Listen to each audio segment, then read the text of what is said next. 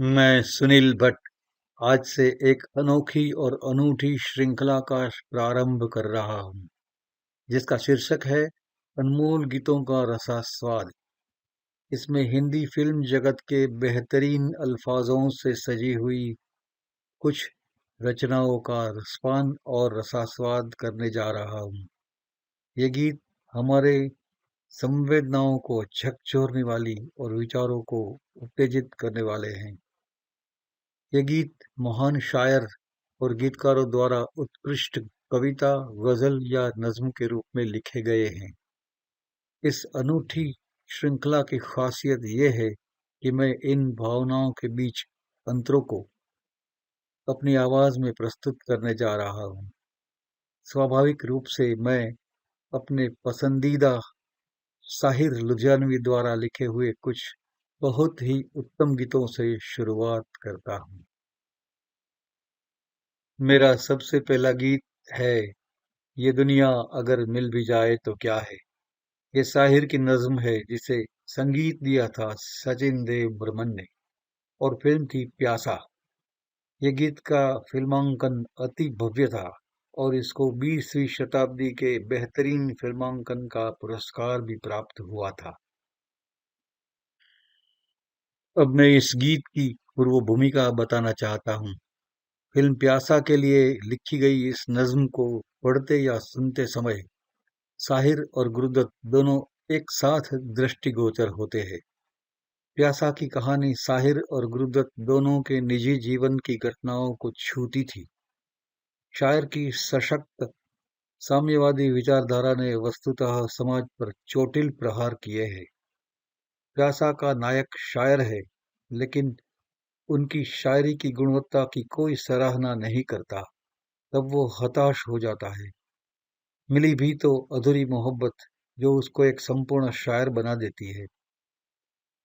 वह जीवन की हर घटना में स्वार्थ, घृणा, पाखंड, अत्याचार और भ्रष्टाचार जैसे समाज के दूषणों का अनुभव करता है। अगर ऐसा इंसान बगावत करता है और दुनिया को जलाकर फूंक डालने का चित्कार करता है, तो ये भी न्याय संगत लगता है। वह कुछ इस तरह अपने दिल की पुकार को व्यक्त करता है।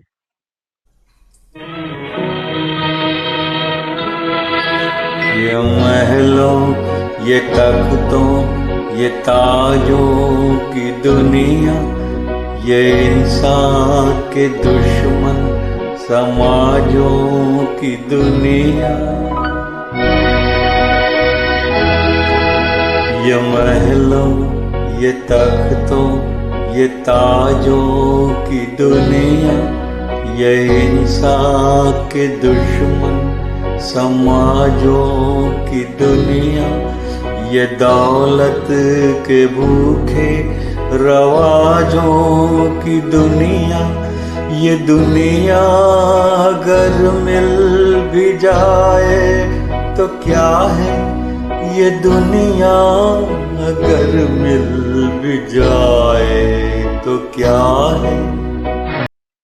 उसे लगता है कि महलों, तख्तों और ताजों वाली दुनिया अगर इंसान की दुश्मन है, अमानवीय समाज और लालची रीति रिवाजों से भरी दुनिया है, तो ये दुनिया मिले या न मिले सब बेकार है, व्यर्थ है, निरर्थक है, अर्थहीन है।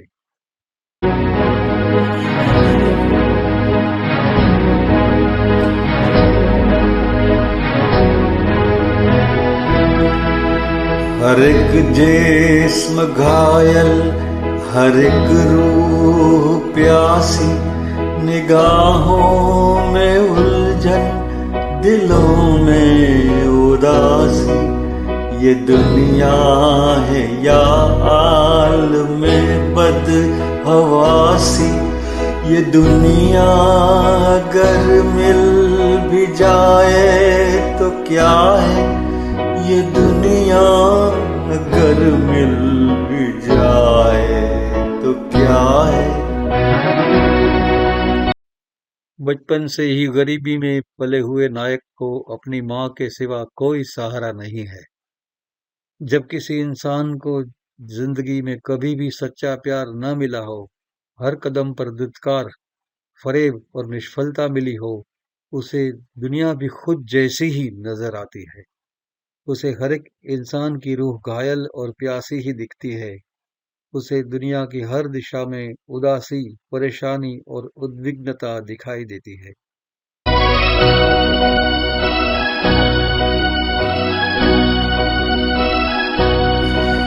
यहाँ एक खिलौना है इंसान की हस्ती, ये बसती है मुर्दा परस्तों की बस्ती।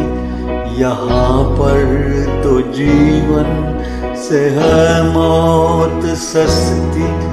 ये दुनिया अगर मिल भी जाए तो क्या है, ये दुनिया अगर मिल भी जाए तो क्या है।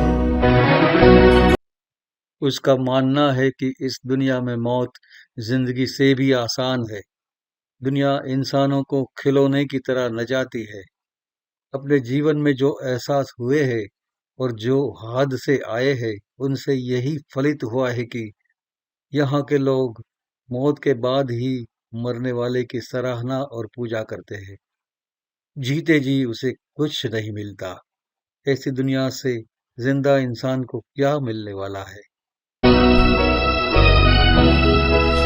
जवानी भटकती है बदकार बनकर, जवां जिस्म सजते हैं बाजार बनकर। यहाँ प्यार होता है व्यापार बनकर। ये दुनिया अगर मिल भी जाए तो क्या है, ये दुनिया अगर मिल भी जाए तो क्या है।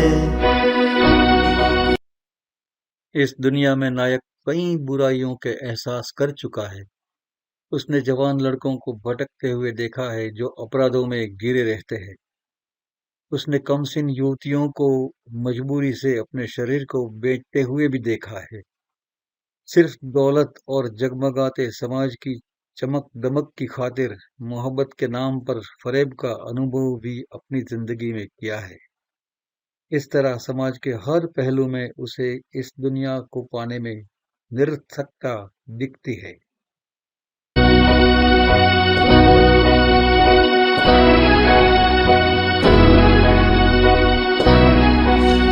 ये दुनिया जहाँ आदमी कुछ नहीं है, वफा कुछ नहीं, दोस्ती कुछ नहीं है। ये दुनिया जहाँ आदमी कुछ नहीं है, वफा कुछ नहीं, दोस्ती कुछ नहीं है। यहाँ प्यार की कद्र ही कुछ नहीं है।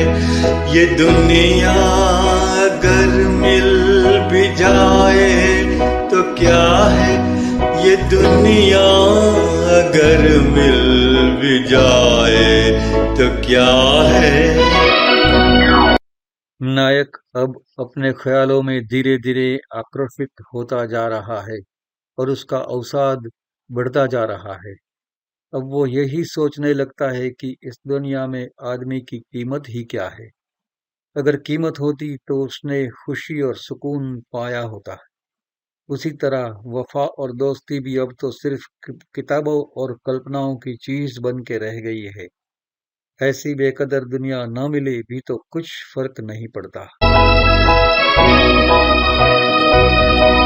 जला दो इसे, फूक डालो ये दुनिया, जला दो जला दो जला दो इसे, फूक डालो ये दुनिया, मेरे सामने से हटा लो ये दुनिया। तुम्हारी है तुम ही संभालो ये दुनिया। ये दुनिया अगर मिल भी जाए तो क्या है।